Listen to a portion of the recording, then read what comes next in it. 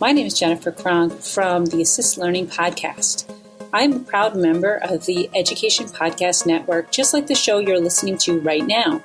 The opinions expressed are those of the individual hosts. Make sure you check out all the other great podcasts at edupodcastnetwork.com and get ready because the learning begins in 3, 2, 1.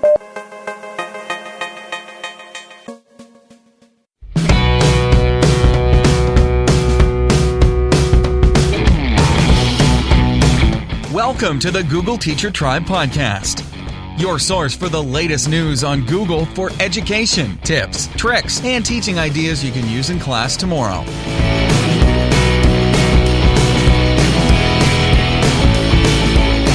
And here are your hosts, Matt Miller from DitchThatTextbook.com and Casey Bell from ShakeUpLearning.com.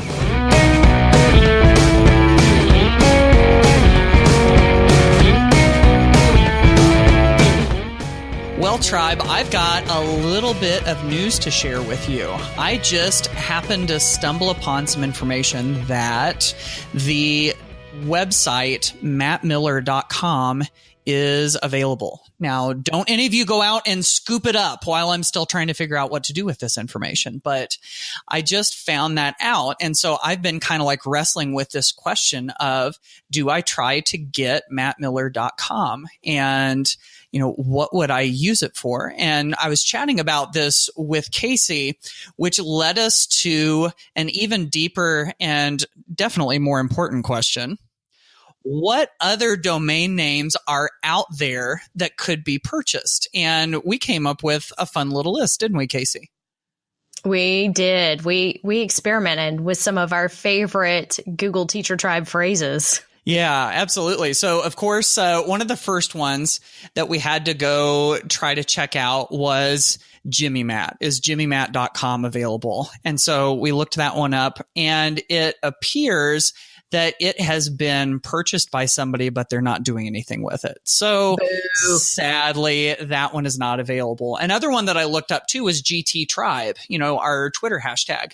And that one is available. You could go get gttribe.com right now. So that's another one. So don't do that. Right. Exactly. And then, of course, there's one little catchphrase that we've had around since day one of the Google Teacher Tribe. And of course, that one is one that we've used almost like a hashtag for a while. And that is super excited, because Casey and I were like addicted to that. And so I went and searched superexcited.com, and guess what? It's available.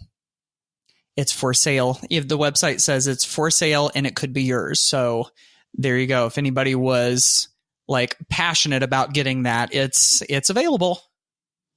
I bet it would be pretty expensive. I have a feeling somebody somewhere, some Instagrammer wants it or something. Right? Yeah, exactly. Think about how superexcited.com could be used. I'm sure they're like, it's kind of like thebomb.com, right?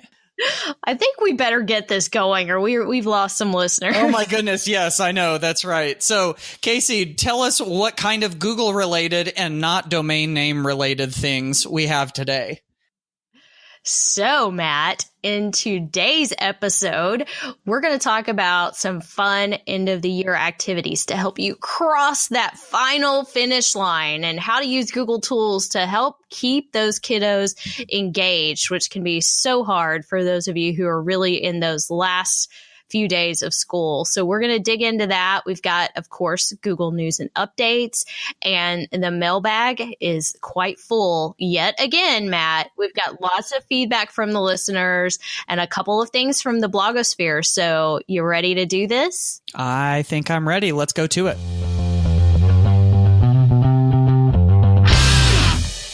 Well, it's time for some Google News and Updates, and we've got a few things that might be of interest to you. And the first one has to do with Google Earth. And for the longest time, we've been able to use Google Earth to look at satellite imagery and to kind of see a rendering of the world in 3D. But we've just gotten a new feature that's been added to Google Earth.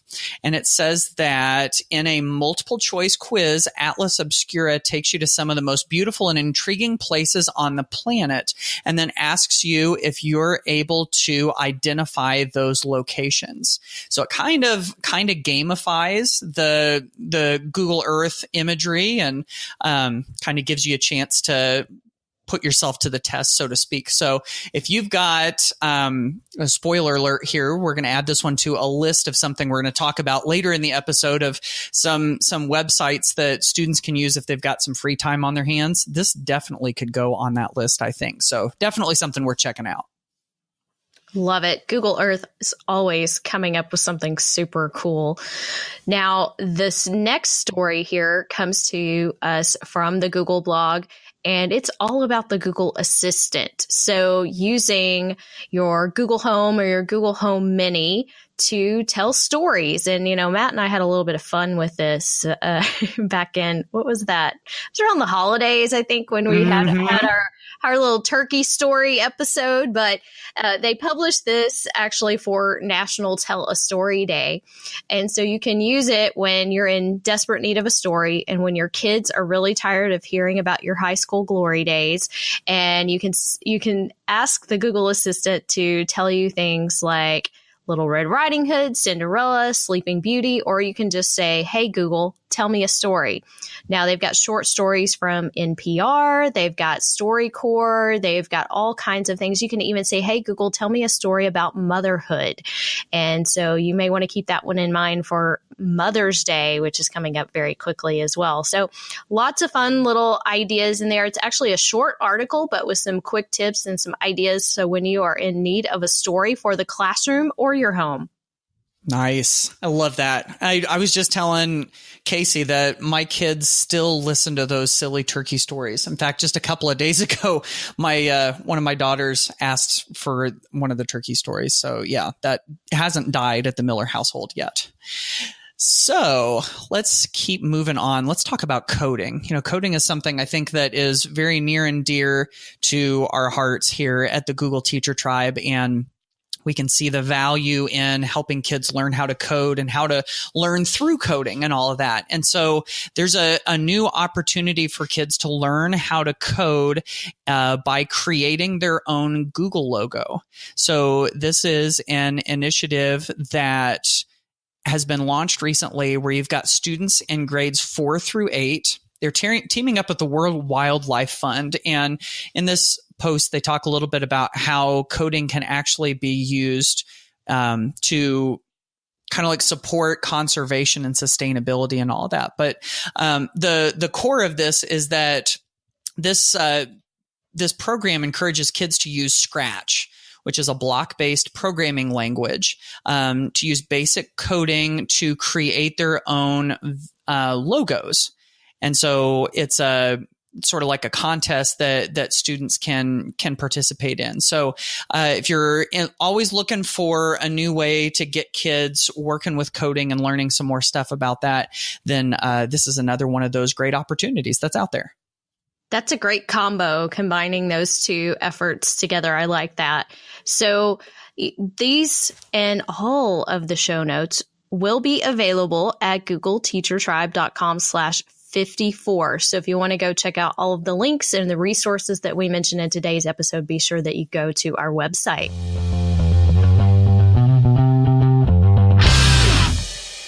Hey, y'all. So here in the States, I know we have listeners from all over, and bless your heart if you're going to school year round, but we have summer vacation coming up, and a lot of teachers are on the countdown. I know all of the students are on the countdown. Matt, you've probably got a countdown going at your house with your kids, I bet. We've known how long school is until it's done for a while. So since yes. Like day one, like maybe not day one, but we have known for a little while. Yeah.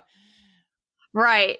And, being a teacher in the classroom this time of year, especially after you've moved past those standardized tests, you've done everything you were supposed to do, and the kids just want to go wild. I know my students were always like, can't we just have a free day? Can we have a movie day? And there's still valuable learning that can happen in those last few days of school. And so we wanted to share some of our favorite ideas and googly ideas on ways that you can spice up those last few days of class. These last several weeks of school are kind of unique creatures in and of themselves, I think. And there's a handful of things that really lend themselves to these last days. And there's one thing that we've talked about not too long ago that has to do with Google Forms quizzes.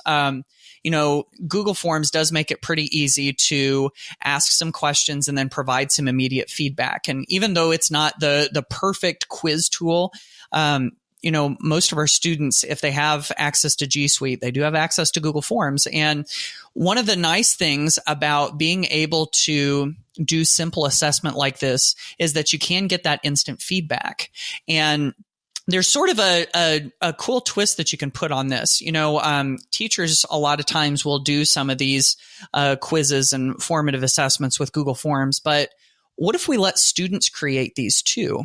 So imagine this. Imagine you have a class of maybe, 20, 25 kids, and you have them all creating their own Google Forms quizzes about some sort of content that you've covered during the year, and you want to go back over it at the end of the year. So have them create the forms with the quizzes and a little bit of feedback after each one of those questions. And then if they're able to circulate those quizzes around to each other, that means you get lots of repetitions with your material. You get lots of instant feedback, and you don't have the continual same questions over and over again. So I think that's one of those really easy ways that you can get a lot of variety, get the kids involved in it too, and it doesn't put a ton of extra work on your shoulders. So just one of those real simple, easy ways that you can make some of that end of the year stuff really work.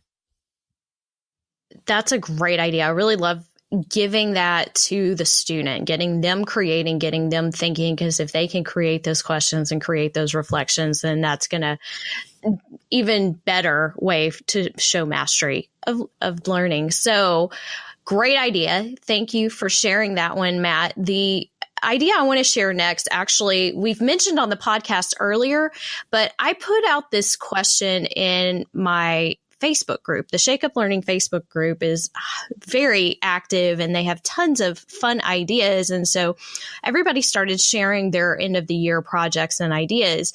Well, one of the projects that came out of this came from Carlos Garza.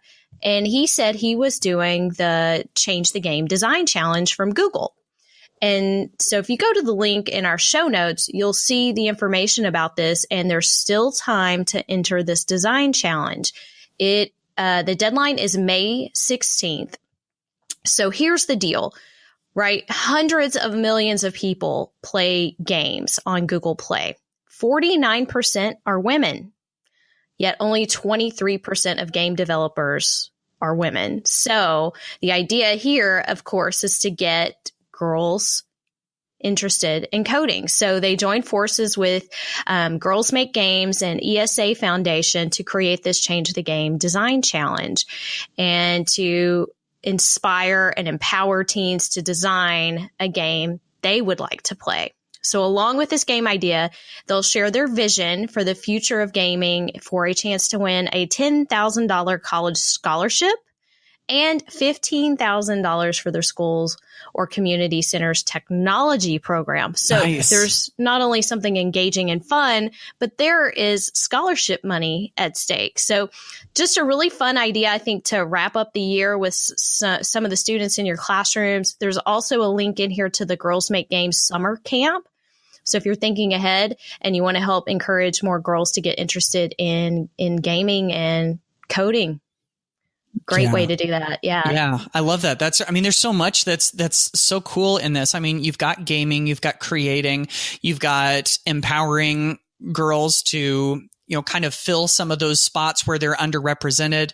There's money, there's, college scholarships and money for the community and everything. I mean, this is awesome. So this is part of the great thing that is the end of the year. If you have a little bit of this flexibility and some of the opportunities to do this stuff, it's just like, just think about, 10, 15, 20 years ago when we didn't have a lot of these digital resources available to us and some of these opportunities. And now we've got some of this really cool stuff that students can do. I could go on and on. I really do believe we're in sort of a golden age for teaching when we can use technology to do stuff. But I digress. I won't get too philosophical on all of you. So another thing that comes with the end of the year is that we have students finishing things up. And that could be finishing up a final exam, finishing up a project, working on something in class. And sometimes they get done before everybody else. We have those early finishers.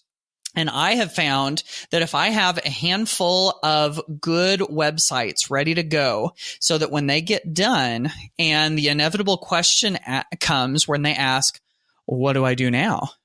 Instead of just saying, well, you're done. And I've found whenever I say, well, you're done, that means that they go cruise the web or they take a nap.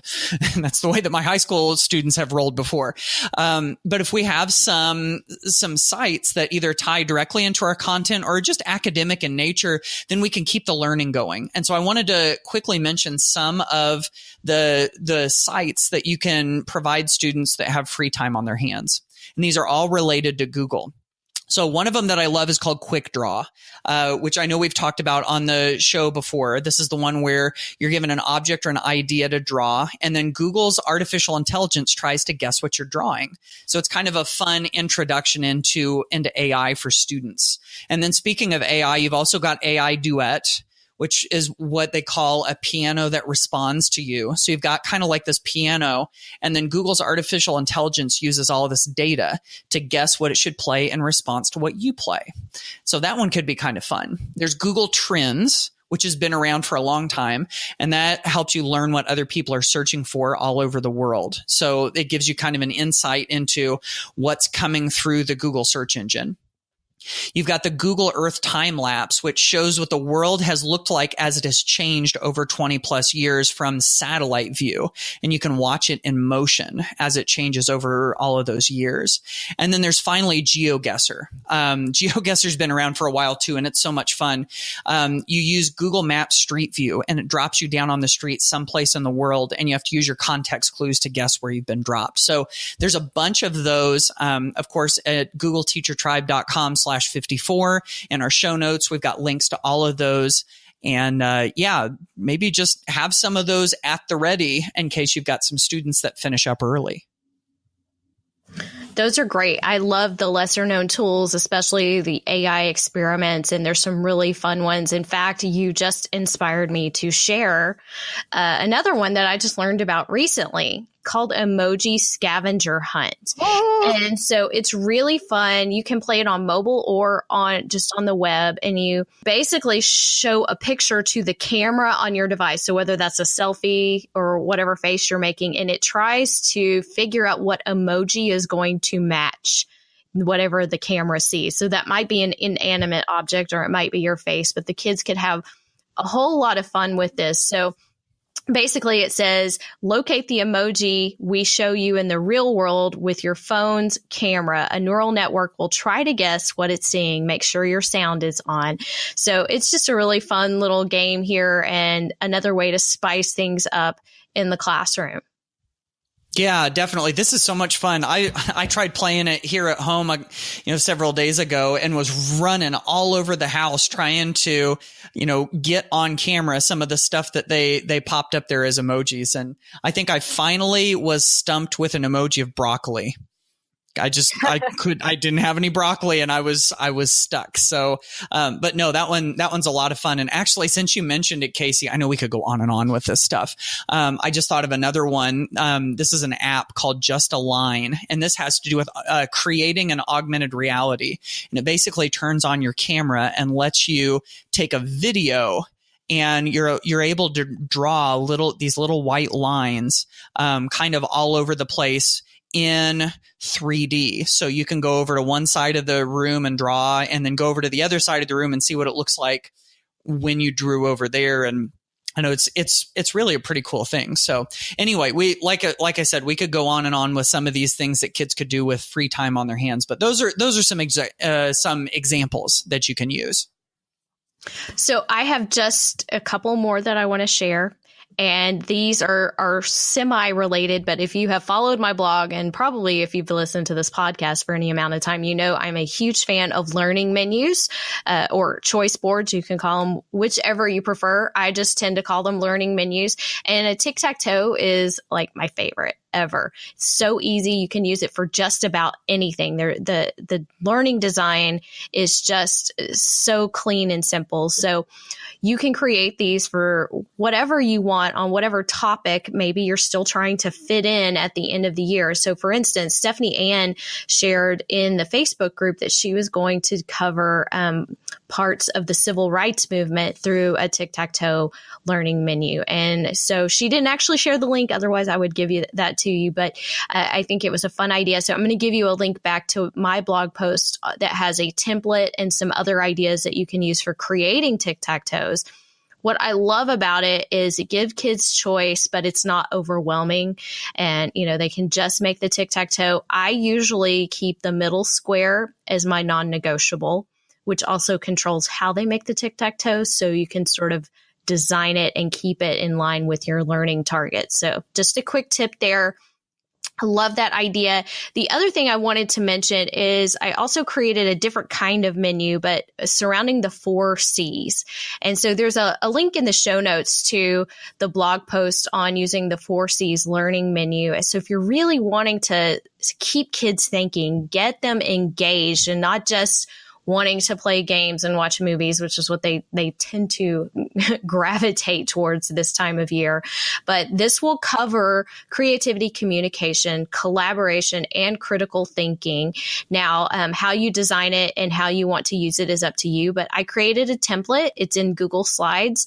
And one of the slides is a teacher's guide that will actually sort of give you some suggestions on where to make the changes to make it fit with your students. But I'll give you one, for instance, here, under creativity. List as many uses for a paper clip that you can think of in 10 minutes, share it with a partner, and push your team to think of 20 more. And I wish I could tell you I came up with that one all on my own, but I stole that from the Ken Robinson TED Talk and the idea of a paper clip. But I think that's a fantastic question because it really helps push your thinking. And just one quick idea there. So there's so many fun things that we can do at the end of the year. Oh yeah, absolutely. It's totally right for a lot of these cool ideas. And at the end of the year, and I'll kind of tack this on quickly here at the end. At the end of the year, if you use Google Classroom, there are a couple of things that you can do to kind of clean things up.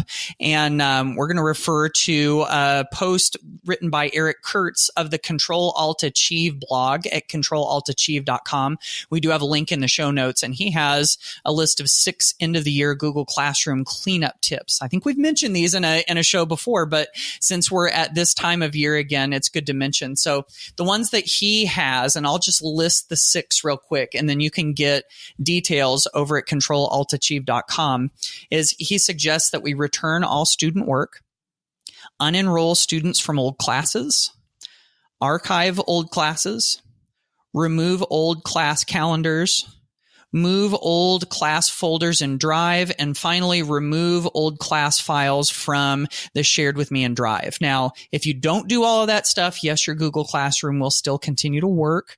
It'll still be fine, but those are some of the things if you want to make sure that it's all buttoned up and clean and ready to go for the next school year, those will definitely help. And so again, feel free to find the links to any of the stuff we've just talked about over at googleteachertribe.com/54.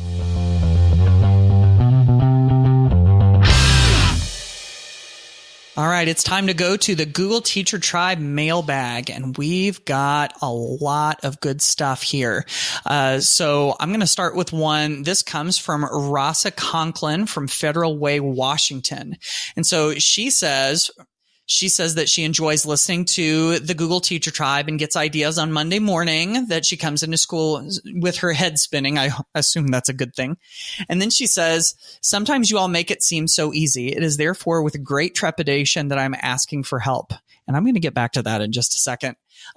She talks about how she created Google Sites for her students to display and publish their work, which is awesome. And then she was having each group add a page, and then 2 students were working on their page, and all of a sudden were upset because their work had disappeared and it had appeared on a different page. She says, I have a funny feeling that this is due to something small that we did wrong, but I need help. Is there an easy tutorial or a website for step-by-step directions? And the truth here, I think, is that sometimes, especially when you have students collaborating in real time, that sometimes weird, glitchy things will happen. And sometimes if you save one version of it in one place and another version in another place, sometimes those conflicting versions it causes trouble. So my guess is that you guys didn't do anything totally wrong here. That may have just been a glitch. Now, if someone in the tribe has a little more specific answer than that, then we would love to pass that along. So, Rasa, I would need some follow-up answers in order to know a little bit more about what happened here. But I'm wondering, were these 2 students working on one machine, or were they both on separate computers logged into the same page? Because I could potentially see some issues happening with that. But, with Google Sites, it is not quite as difficult as it was with the old sites. Trying to collaborate was really kind of cumbersome, and you really had to keep to one page at a time. So it might mean that we need to take a step back and kind of look at what were the pages that were open, or if kids had multiple tabs open, maybe they opened duplicates of the same page and didn't realize it. So I think there are a few things that could have been happening that we just don't know without being there and seeing. And of course, you probably didn't see it exactly happen either, but this stuff happens to us all the time. Mm-hmm. And we hate it when we know kids have been working hard on something and lose it. Yeah. But yeah, like Matt said, if other people in the tribe have been using, and I'm assuming you're using the new sites, I don't think you actually said, but if other people have suggestions on how you manage that when you have students working inside Google Sites, please share that with us. I think that'd be a great thing to share with the tribe. Yeah. And, another thing came to mind here is the great thing about the new Google Sites is that it integrates so well with, docs and slides and all of that. And so, depending on what it is that you have students doing, instead of having them modify the site in and of itself, if they have a doc, like a document that you can put onto the page and they're able to go modify what's in the document, then that may keep you from having multiple students kind of collaborating on the same site. So that could potentially help with some of the issues that you're having. Now, you did mention earlier this thing I said I was going to get back to. There was a line here, not a bad line or anything, just something that I wanted to bring up. She wrote, sometimes you all make it seem so easy. It is therefore with great trepidation that I'm asking for help. And sometimes I think you're right with that word seem. We may make it seem easy. Remember that before we record this, we get a chance to go look up any questions that we have and to talk it over and everything. So it's not like, everything is all perfectly coming to mind right away. That's the stuff that happens behind the scenes. But the reality is that I really want to remind everybody about all of us in the tribe, is that we're all kind of just figuring this out together, and we all have different experiences. And that's the great thing, I think, about the tribe. And so if it seems like anybody has it totally all together and has it all figured out, then my guess is that's probably an illusion. So, just kind of keep that in the back of your mind, that we're all in this together. We're better together. And I don't think any of us has it together as much as maybe we appear. And I think that goes for all of us. So I just thought that might be worth mentioning. That's a great point, and I totally agree. And that's why we love this portion of the podcast, Right. being able to bring the tribe into the conversation and share what's going on. And you're in the trenches. You're out there. You're doing these things. You're sharing these things in scenarios that we maybe haven't experienced yet. And so that can be difficult to duplicate. And that's why, sort of when we get stumped, we're like, hey, well, we don't know the answer. And being willing to admit you don't know something is kind of hard. But, sometimes we all have to learn how to do that, because there's just absolutely no way to be an expert in everything these days. So keep them coming. We're all failing forward together. Our next question comes to us from Carly Black in Ohio. Hello, thank you for the emoji extension tip. I was wondering if you knew a way to add GIFs easily. I'm thinking, and she didn't finish that up, but I'm guessing she means into docs and things like that. I've been thinking about letting kids create literary analysis through a series of GIFs and emojis. The problem is finding the right tools to execute this well. Any suggestion would be appreciated. So I think she's wanting ideas on things you can use to create GIFs that can then be used and imported in places like that. So, I know there's a lot of tools out there. And, we create GIFs using our photos and some other things online. And then, Google created that new little search engine. And so we can go grab the things that are already out there. But how do you create GIFs? How do you make your own? And maybe you're adding to something that's out there or editing something. But, I think a lot of people would be interested in what's going on. And I definitely don't have a magic answer to this one. Do you, Matt? No, I mean, yeah, you're right. There are lots of different tools out there, and obviously lots of places you can search for them as well. And some of them, obviously, if you're searching for them, there are appropriateness level questions that kind of go into that. But yeah, I would be really interested to see what the tribe has to say when it comes to all of this. So yeah. Definitely. I think Giphy, the GIPHY.com one is like one of the number one creators, but it's full of junk. And I think that's sort of the catch here, and why we don't want to necessarily suggest too many things is because there is so many things that could go down a trail we don't necessarily want to go down with students. So if anyone has a magic solution or app or something to help Carly out, let us know, and share it with the Google Teacher Tribe hashtag on Twitter. Yeah. And while we were just talking about this, I did stumble upon a setting within Google Images. And again, if you're searching for them, and again, you've got the whole appropriateness level thing. So, take this with a grain of salt, but under an image search, if you hit the tools button, you can go to the type. You've got size and color and usage rights and everything. And under type, you can select animated and only search for animated GIFs or GIFs or whatever. So that's another thing that's out there too. But just to kind of let you know what's available.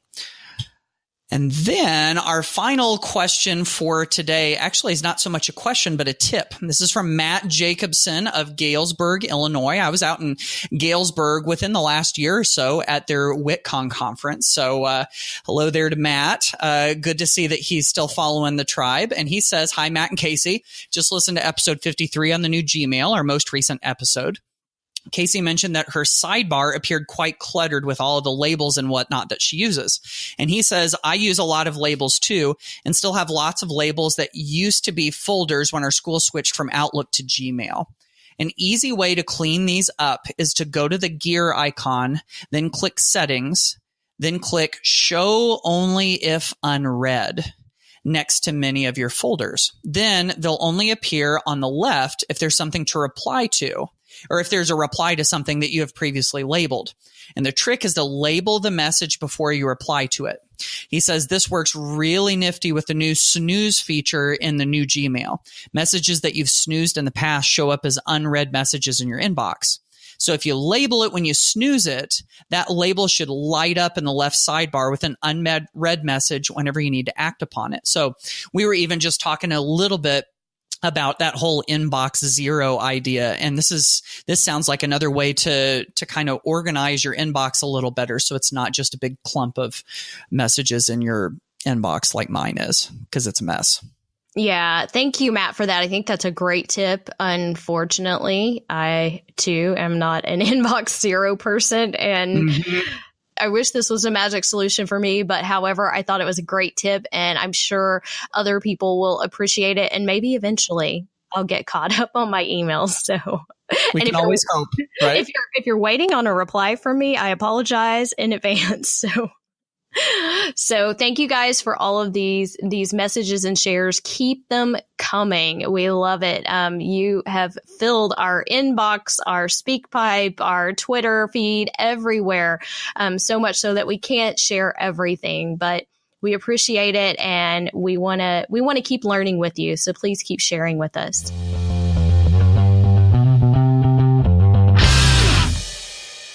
Okay, y'all, it's time to take a look at what's going on the blogs. And, you know, I have a post here that I wish I could take full credit for, but I can't. The post is called A HyperDoc Unit That Will Blow Your Mind. And it truly will, no matter what you teach. I promise you. So I am a huge fan of HyperDocs in general, but let me tell you, this is a unit. This is not just a HyperDoc for one lesson, one activity. This is an entire unit. And it was designed by the awesome team of Sean Fahey, Carly Mora, Michelle Wagner, Heather Marshall, and Becky Ogboom. I don't know how to say your last name, Becky. I'm sorry. You know who you are. You'll know I butcher names, and I don't mean to. I promise you. I think there's something with this Southern tongue that just struggles sometimes. But they designed this unit, and it was designed to go with the global read aloud and the novel Study of the Wild Robot by Peter Brown, which is awesome. But hey, if you're not a language arts teacher, hang in there, because I promise you, if you look at this unit, you're going to get ideas. So I've embedded everything, including the template, on the site. So you can click through and take a look at all of the activities in here, because they have integrated so many things, including vocabulary activities, theme, STEM connections, book snaps, performance tasks, digital breakouts, quizzes. They're using Flipgrid. They're using Padlet. They're doing Seesaw. They're doing all kinds of fun things and mashing this all together. So go grab a copy of this free template and get the teacher's guide so you can see exactly how you can use this. This was actually published in my Shake Up Learning book as an example as well. So it is a very dynamic HyperDoc. They go beyond the walls by collaborating outside of the classroom. They're definitely going beyond the grade level and subject area by integrating those STEM activities and using tools in new ways. So they've gone beyond the tools as well. So really, if you want some ideas on how to create more dynamic learning experiences, this is a great read. This is pretty amazing stuff that they've got here. I mean, it is. They're incorporating some of my favorite digital tools, including Flipgrid and Padlet and Seesaw. And also, I mean, this is good stuff. You got to check this out. So I've also got a post out there that you might want to check out, and it is called 10 Low Prep, High Return Activities for Class Tomorrow. I know that the time factor is always a big deal in the classroom, and we never feel like we have enough time to do what we need to do. Whenever we can find some of those activities that don't take a ton of prep time, but still give us good quality learning, that can be a gold mine. And so I've listed several of those out there, including several of them that do have to do with Google. One of them that I really like in particular is a new twist on Quizlet Live. And so, I came across this at a presentation that I was at, and someone shared this, and it's a different way of playing Quizlet Live, and we didn't really have a name for it, so I called it Quizlet Quarterback. And you basically have a group of 3 students. 2 of them are working off of 3 computers, and one of them is standing behind them, kind of like the quarterback in a football game. And it's kind of a neat twist on Quizlet. So that's in that post if you want to check that out. But anyway, like I said, 10 low prep, high return activities for class tomorrow. If you're still looking for something here at the end of the school year, or if you're in a different part of the world and it's not quite the end of the school year yet, hopefully there's something here that you can use.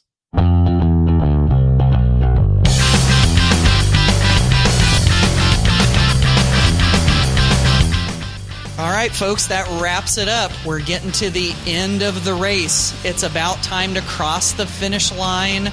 Hopefully you're able to cross it strong and able to make the most of these last couple of days. And hopefully you've got some new ideas of how you can use G Suite to do that. Of course, as always, please do be in touch because we love to hear from you, either on the GT Tribe hashtag or leave us one of those fancy voice messages so that we can put your beautiful voice here on the show. And we love to get connected with all of you. And we love reviews too. So if you haven't taken a moment to leave us a review on whatever platform you happen to listen to the Google Teacher Tribe, please leave us a review and let us know what you think and help other teachers find podcasts that interest them by doing that. So we appreciate everything that the tribe has contributed because, like we said earlier, this is a team effort. We are all together on this. So we have so much fun doing this, and we wish you the best as you try to cross the finish line this year. That's right. So we will see you on the next episode of the Google Teacher Tribe podcast. Bye, y'all.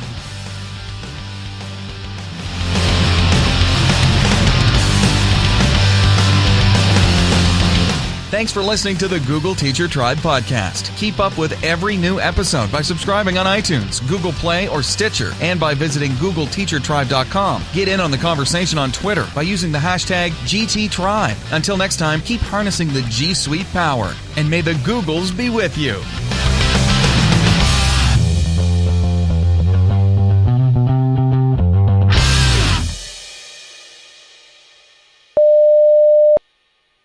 Well, Tribe, I've got a little bit of kind of small, but significant to me. Anyway, I'm just going to do that again. That was dumb. I'm such a dork sometimes. Let's try this again.